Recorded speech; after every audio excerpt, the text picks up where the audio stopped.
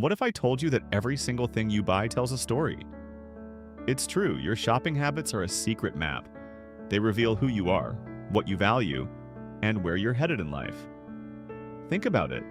We spend so much time earning money. That money is a symbol. It represents our hard work and our energy.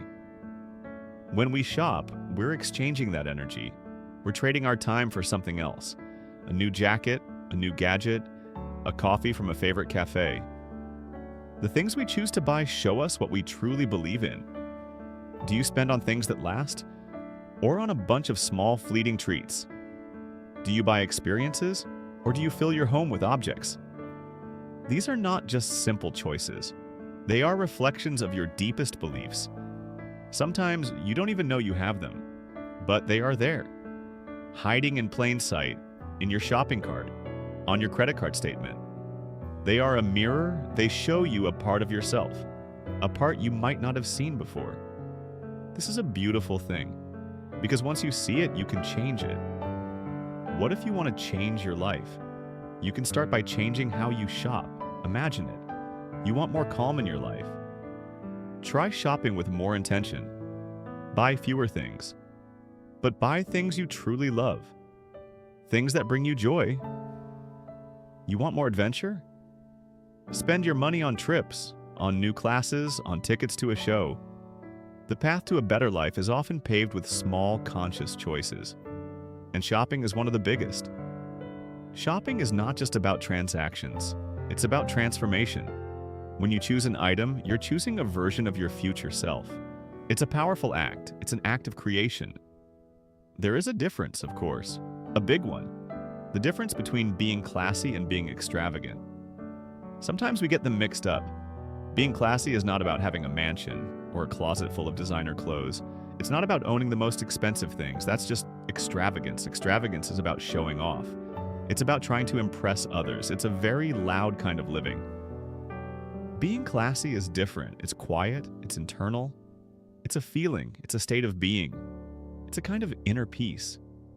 It's about taking care of yourself. It's about having a sense of style, a sense of grace, a calm confidence that comes from within.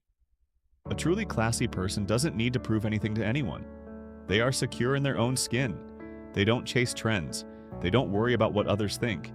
They have a certain elegance, a natural poise. This can come from something as simple as the way they dress, or the way they walk, or the way they speak to others. It's about your mindset, not your money. You can be classy without being rich. You can be rich without being classy. It's not a question of cost, it's a question of character. You can find a beautiful, well-made item at a thrift store, or you can buy something expensive that's poorly made. The value is not in the price tag.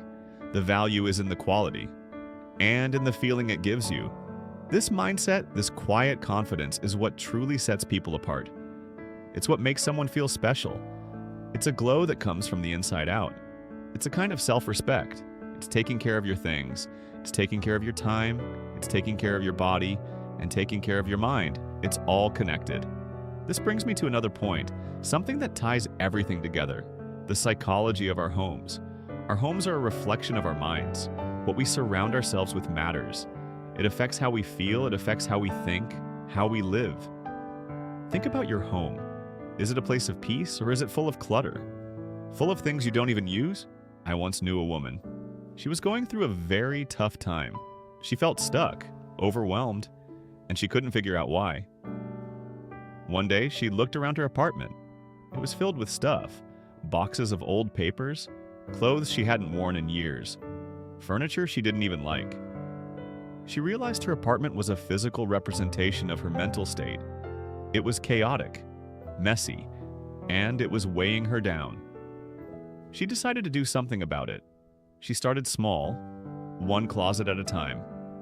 She started with her clothes, she put on some music, and she got to work. She asked herself a simple question: does this bring me joy?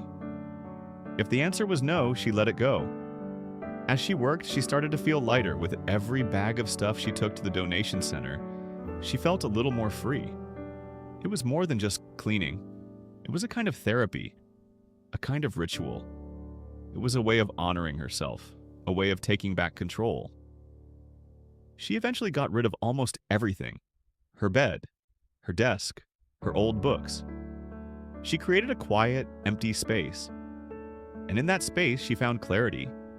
She found peace. She found herself again. That story stuck with me. It taught me something important. Clutter is a kind of rent. We pay it with our peace of mind.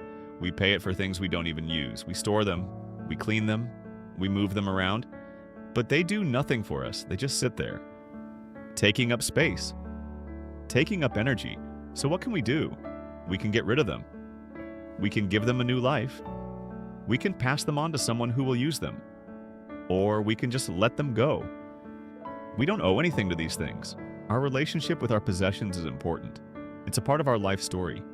But our relationship with others is just as crucial. It's how we connect with the world. It's how we find our place. But it can be tricky. Have you ever met a relationship hunter?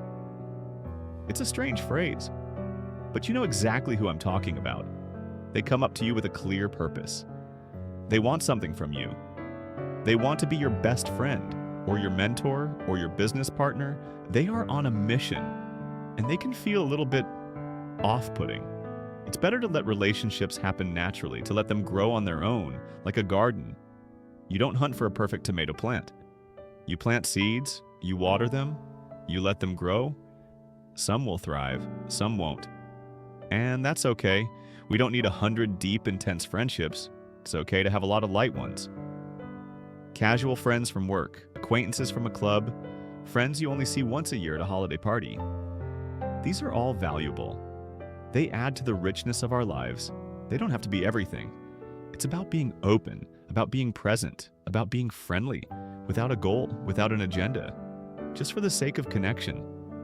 You never know what kind of wonderful person you might meet, or where that connection might lead. But here is the most important relationship of all, the one that everything else is built on. Your relationship with yourself. It is the foundation. It is the soil. If you don't have a good relationship with yourself, you will always struggle. You will always feel like something is missing. You will always look for others to fill that void, and that is a recipe for disaster. No one can ever complete you. Only you can do that. You can't depend on others for your happiness. It's just not their job. It's your job. You have to learn to be comfortable with yourself. You have to learn to enjoy your own company. You have to learn to be your own best friend. When you do that, something amazing happens. You become more attractive to others. You become a magnet. You don't need to chase anyone. They will want to be around you. Because you are full, you are whole, you are content. You are not needy, you are not demanding, you are just you. So how do you do this? How do you build that relationship with yourself? You have to push yourself. You have to have a few fierce experiences. A fierce experience is something that challenges you, something that takes you out of your comfort zone. It could be getting a new certification, taking a difficult class, learning a new language, running a marathon. It's something that proves to you what you are capable of. It shows you your own strength. It shows you your own resilience. And in doing so, you learn to trust yourself. You learn to respect yourself. And that, my friends, is the most important thing of all. You learn that you can count on yourself, that you will be okay no matter what, because you have a healthy, strong, and beautiful relationship with the most important person in your life, yourself.